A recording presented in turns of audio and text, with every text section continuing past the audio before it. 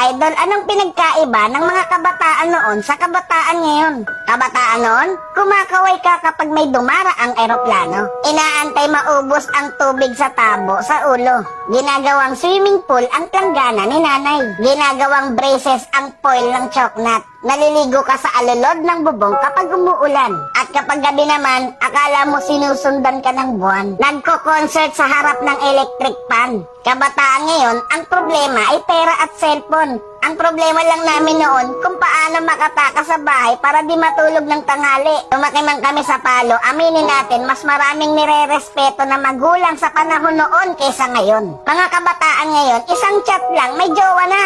Eh kami noon sa flames lang umaasa. Broken hearted pa pag friends ang resulta. Mga kabataan noon, ang dami ng alam na trabaho. Kesa sa kabataan ngayon, tamad na, puro pa gadgets, di pa mautusan. Minsan nagiging ibon, minsan nagiging paniki. Wait lang.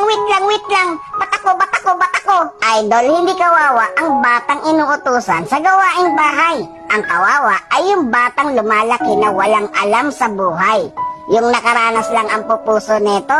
Real talk yan.